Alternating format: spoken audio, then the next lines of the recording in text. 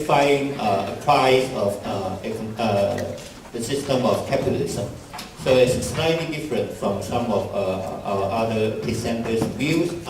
His answer to this question is negative. He suggests we should view the current economic downturn as just a different phase or stage of the emerging financial capitalism.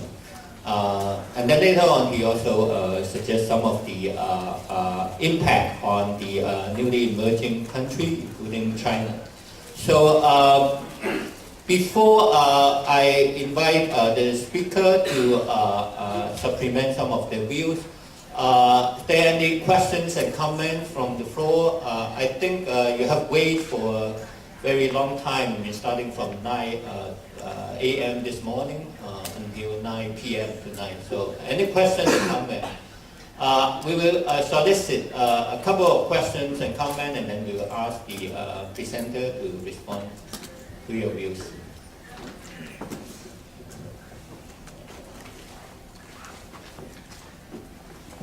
Is the mic?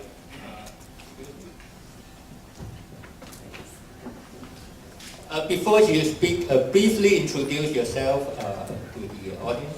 Thank you. Thank you. Ariel Saleh from University of Sydney. I was interested, Dr. Paez from Ecuador said that even regulation would be not sufficient to sort out the situation that we're in now.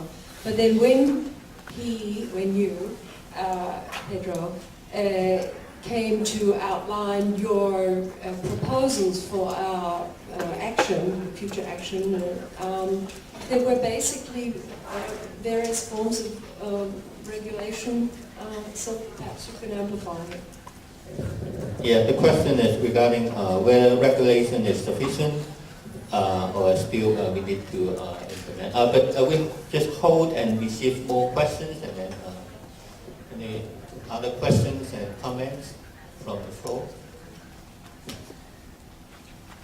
Yes, please. I see this as a problem of who has the right to issue currency. And I mean, how do we take this power back from the private banking sector when the state is really complicit in all this? It's ceded, right, its ability or its authority to issue currency to the private banking sector. I mean, we are thinking of alternatives here, but if the state is completely complicit in this process, what do we do? Yeah. So you're addressing to all the speakers, right? Not Okay, thank you. Any other questions and comments?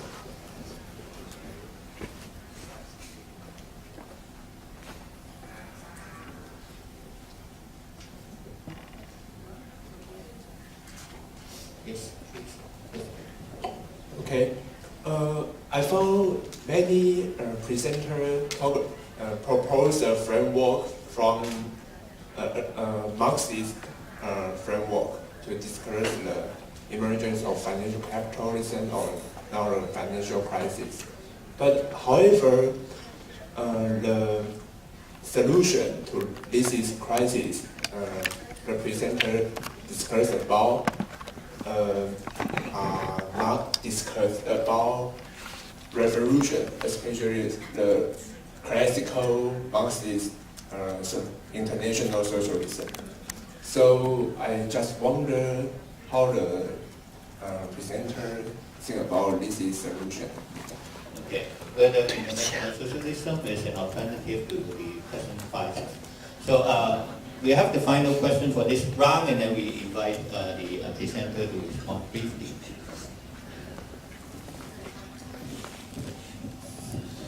Víctor Hugo Gijón, de Ecuador.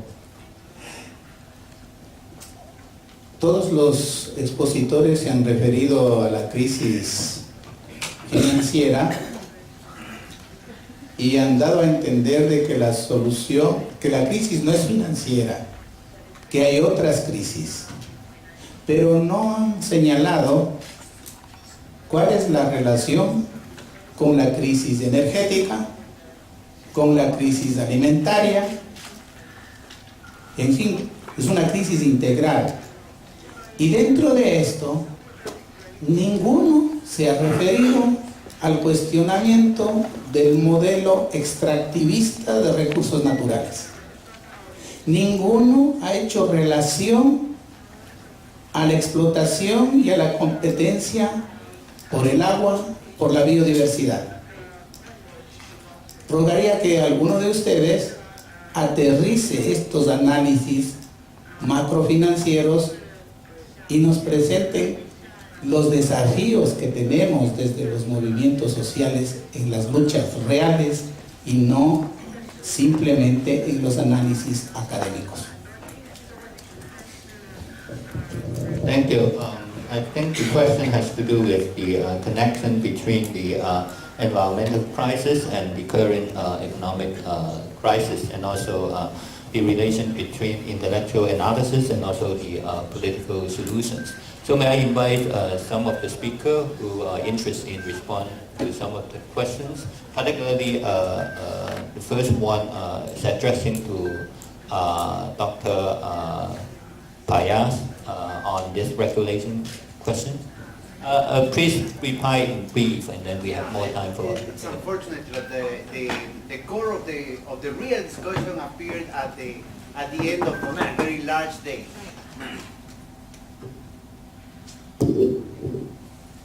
It's unfortunate, but at the end of a very large day, it appears the core of the discussion that it required a long seminar by itself. Every one of the issues that have been touched here, and I think most of the positions of my colleagues here, because there are very serious dangers in the reading of the crisis.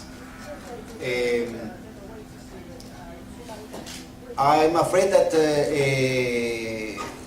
most of the discussion, even in the progressive realm, remains prisoner of the same epistemological framework that led us to the crisis. And this is part of the establishment, creation of impossibilities to restrain ourselves in terms of the real process of change. There are several issues here. Let's start with the problem of regulation. Regulation is immediately necessary, not because this is going to solve the crisis, but because of the political consequences of this. We need to stop the margin of maneuver of the financial oligarchy. That is the immediate issue right now. And that has been our proposal years ago. This is not a matter of solving the crisis for capitalism, because this crisis, we cannot get out of this crisis of capitalism without getting out of this capitalism in crisis. Some positions that appears very radical, saying that we do not want to reform capitalism, miss the point. This is a terminal crisis of capitalism. It is not possible for capitalism to revert the current way of existence of capitalism, that is a speculative capitalism. And that was the purpose of those graphs. You know, it is impossible. The amount of resources injected in the speculative system, not only it is impossible to reincorporate into the productive sector. It is impossible because of the overproduction crisis. But it's also impossible because it has been destroyed property rights. It is not possible to solve the basic mechanism of the market, private property. If you have the same assets sold several times, hundreds of times, you have several owners of the same asset. And this is not a marginal situation. This is crucial. We are talking of this type of transactions involving several times the real economy. And not only in quantitative terms, it's also in qualitative terms. And that is why it's so important to discuss the role of financial innovations, derivatives, and the shadow banking. That is at the core of the system. So I'm afraid that we are in a much more delicate conjuncture. Sometimes we refuse to accept the severity of the situation. This is going to glide very rapidly to a very chaotic conjuncture, international conjuncture. This is not a matter of fact, this is not a matter of choice in terms of to the link or not to the link. We need to build up our real conditions of reaction. This is not a matter of obeying more or less the rules of the empire. The world as we knew it is over, already over. Already over. This is impossible. You know, you are mentioning the problem of money. The quantitative theory of prices is totally false. We are in the middle of a debt deflation, a structural, colossal debt deflation dynamics, and the deleveraging that is happening right now. That is the minimum solution of coherence in terms of the property rights is going to worsen and worsen this situation. We are not having inflation in the traditional terms. This is not a lot of money purchasing few goods. No. What we have is a total distortion of the system of prices. We have debt deflation in general, and at the same time we have bubbles. This is not inflation. This is not stagflation. These are bubbles. We are talking of a qualitatively different situation. You know, when you have the scissors, the idea is that if you increase the price, the curve of demand reduces, goes through the curve of demand to reduce the demand. And the supply is going to increase because you have more incentives. If the same wheat or the same rice transforms itself in a financial asset, if the price increases, the supply of rice is going to be reduced because people say, okay, if today the price increases, tomorrow is going to increase even more. And the demand of rice increases, not really, it reduces. Because on top of the use value of rice, you have the financial asset demand of rice. This is huge, this is colossal. We are talking about trillions of dollars that have structurally distorted the formation of prices. It is not possible anymore to find any equilibrium solution for the exchange rate between the dollar and the yen, the dollar and the euro. Not only because of this distortion of the current rate, but because the dollar is sustained on the GDP. The United States GDP is 85% financial, insurance, and real estate. And this is artificially constructed because of the injection of trillions of dollars through the bailouts. If you transparent the economy, if you make it sincere prices in the market, everything is collapsed. Everything is collapsed.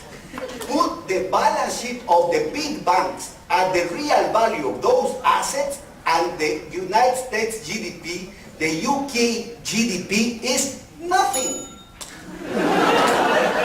Thank you. Patrick, do you want to respond to the question regarding the exploitation of natural resources and the relation of this to the prices? Yes, and to everything else, if you permit, very fast, because these are all linked. And I felt that the introduction of climate, slower, okay, the introduction of climate reminds me of 1999 World Trade Organization, because just like our compañero from Ecuador asks, can we link the issues, bring more questions, the water questions, so many other environmental questions in. The climate lets you do that if you work through properly. Everybody here, everybody in the world has that stake in the climate. And the global bankers do too. And that's why they thought they could have a $3 trillion market in the privatized air. That's just $3 trillion in carbon emissions credits. And then you put derivatives, that's another 15 trillion. So they thought, when they started this, that this would be their next big bubble. They could move more money in that direction and create yet more fictitious assets. But the limits continue to, exactly what Pedro says, you're just reaching the limits. And then that brings us to an earlier episode, 1929. They reached the limits and it all went crash. And then I think two things happened we should remember. The financial assets were wiped out, and that's savings and pensions. It's experiences like Ecuador had, right? Like many countries have had. And second, the productive base went through a long depression, and especially a war that destroyed a huge amount of the excess capacity, that overaccumulation that Pedro showed. We are different today because of two things. They have this big bailout, so the financial collapse did not happen. Although, as Pedro says, it should. It's just a bubble up there. The second thing is they have new techniques to shift, to stall, to steal, and that delays the full devalorization. And Pedro's right, they can inflate this away in extremely creative ways. But my last point is that we then must come back with non-reformist